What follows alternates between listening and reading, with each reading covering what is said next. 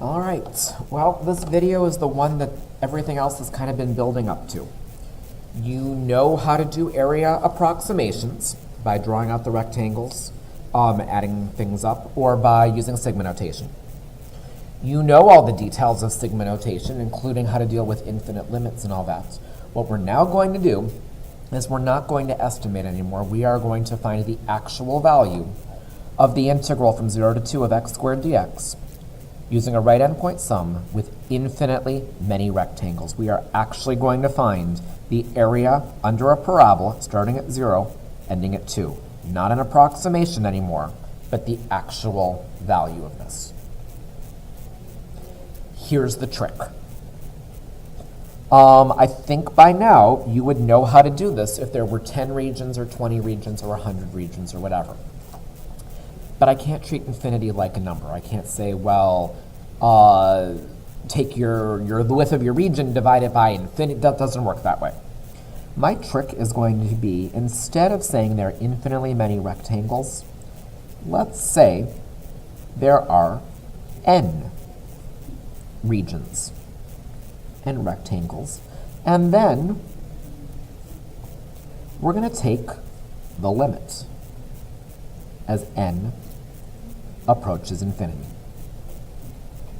Our trick for doing this is we're going to use similar things that we used last time, but instead of saying 10 regions, 20, 50, 100, whatever, we're going to say there are n regions.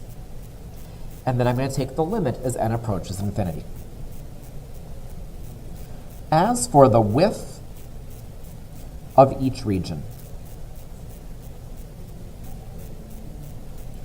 well, my total width, as I'm going from 0 to 2, is 2. So I'm going to divide that total width by the number of regions. I'm going to divide it by n. I'm going to say the width of each region is 2 over n. And then I'm going to go and I'm going to make a number line. Starting at 0, I'm ending at 2. My first tick mark will occur after your width of 2 over n. So I'm going to make it 2 over n. Your next tick mark is after another 2 over n. It'll put you to 4 over n. But you know what? I don't actually want to call it that. How about instead I call it 2 times 2 over n? It's like I went my width twice. If we go our width of 2 over n 3 times, we're going to get to 3 times 2 over n. Next one will be 4 of those widths. And you keep doing this for a long time until you get to the end. By the time you get to the end, you've gone n of those. So I'm going to say n times 2 over n to get that last rectangle for my last right endpoint. My integral from 0 to 2 of x squared dx is going to equal, well, first rectangle, the width, the base, is 2 over n times the height at the right endpoint, so times f of 2 over n. The next one has a base of 2 over n and a height of f of 2 times 2 over n. Next one, base is 2 over n, height is f of 3 times 2 over n, plus 2 over n times 4 times 2 over n, plus dot, dot, dot, 2 over n times f of n times 2 over n. Really the same thing I was doing last time, but just with n's here rather than actually doing the division problem. But this is the area if there are n rectangles. If I want infinitely many, before this whole thing, I need to add a limit. I need to do the limit as n approaches infinity. We're now going to write this in sigma notation. I'm going to put my limit out front. The limit as n approaches infinity of the sum as, let's see, I've got 2 over n, 2 times 2 over n, 3 times 2 over n, 4 times 2 over n, up to n times 2 over n. I'm going to say as I goes from 1 to n, because all that's changing is what you're multiplying the 2 over n by. This will now become 2 over n times f of, looks like 2I over n. Okay. Well, the next step is we need to plug this into our function, and our function is just x squared. This will be the limit as n approaches infinity of the sum as I goes from 1 to n of 2 over n times 2I over n, which I'm going to square. Okay. This is the limit as n approaches infinity of the sum as I goes from 1 to n of 2 over n times 4I squared over n squared. I feel like you've seen problems like this before in that infinite series video. That's basically what this has now become. I could rewrite this as the limit as n approaches infinity of the sum as I goes from 1 to n of 8I squared over n cubed. I'll pull out the 8 and the n cubed because according to my sigma, the variable is I. I'm going to say 8 over n cubed times the sum as I goes from 1 to n of I squared. I'd like to see if you can finish this. See if you can go use our appropriate formula and plug that in and see what you can do.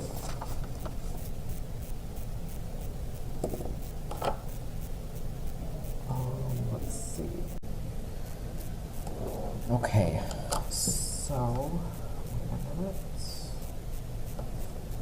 so we're going to go and use that formula, the third formula on the list. This will become the limit as n approaches infinity of 8 over n cubed times n plus 1, 2n plus 1 over 6. I'm going to FOIL. Limit as n approaches infinity of 8n times 2n squared plus 3n plus 1 over 6n cubed.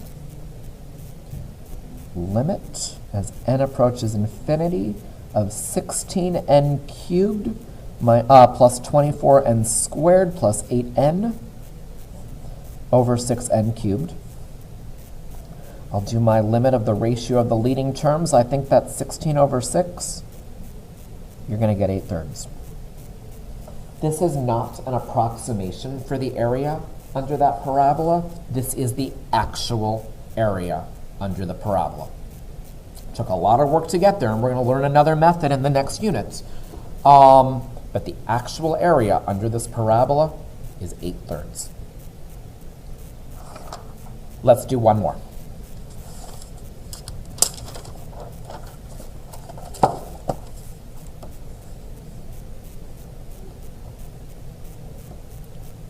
We're going to find the integral from 1 to 4 of x squared minus x dx. We're going to find the actual value of this, which means infinitely many regions, right endpoint sum, take the limit as n goes to infinity, and all that stuff.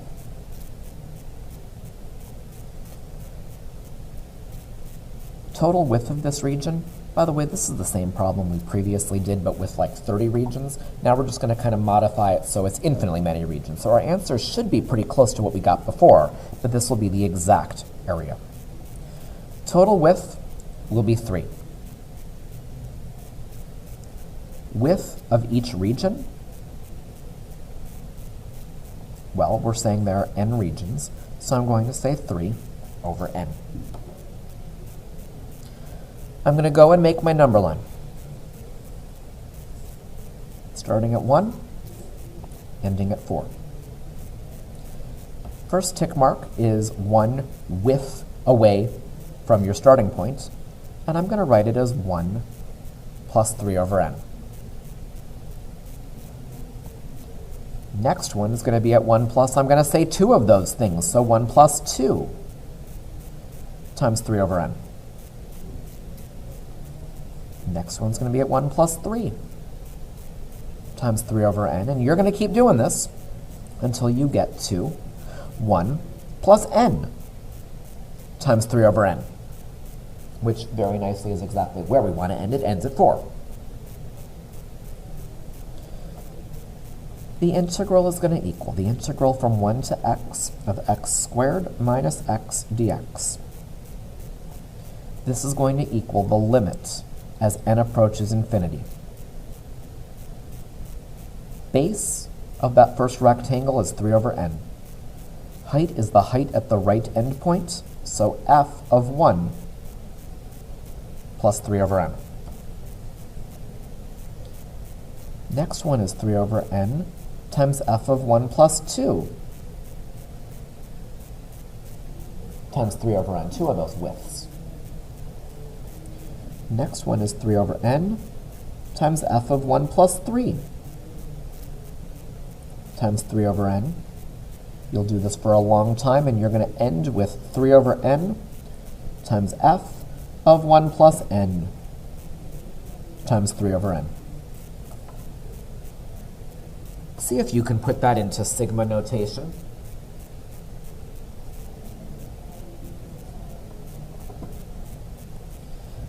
Sigma notation is going to look like the limit as n approaches infinity of the sum as I goes from 1 to n of 3 over n times f of 1 plus 3i over n.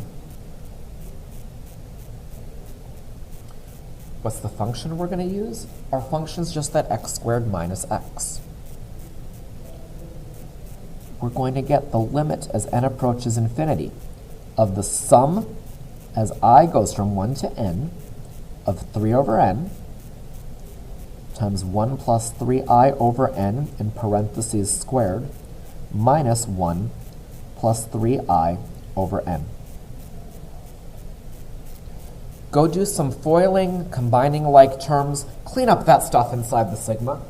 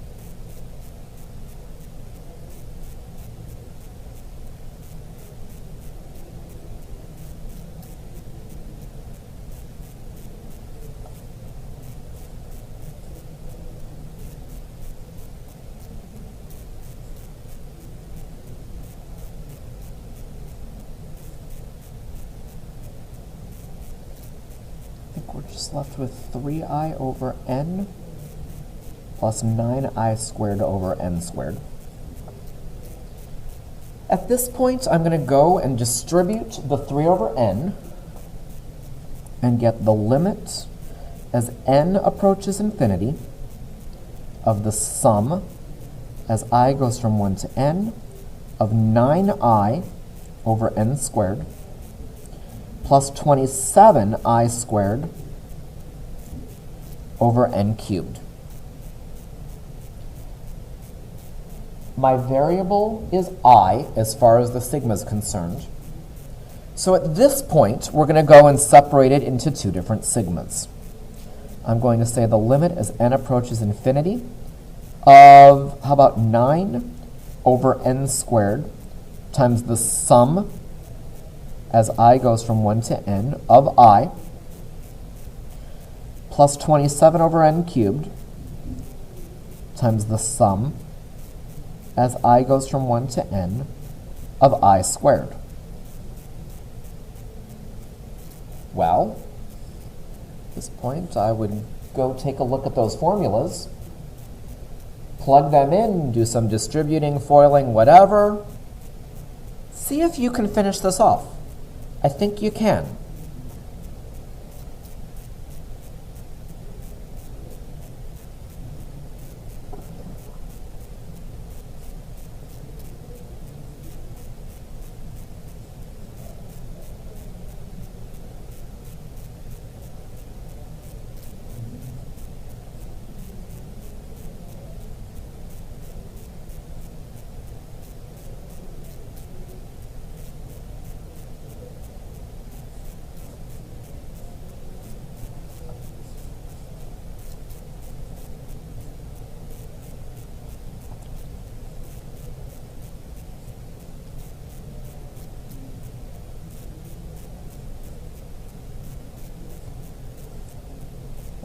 So this thing over here, I've foiled this so many times. I think it should be that. Then I'm going to go and distribute my 27n to it.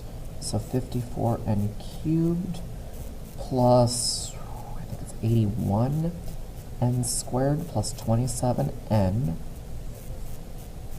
over 6n cubed. I'm going to go take my limits. Limit of that first piece is 9 halves. Limit of the second piece, 54 over 6, that's just 9. 9 halves plus 9, or 9 halves plus 18 halves, should give you 27 halves. This is not easy. There's a lot of detail work here. I don't know. I think this is one of the tougher things we do in AP Calculus. What I'm going to do is I'm going to add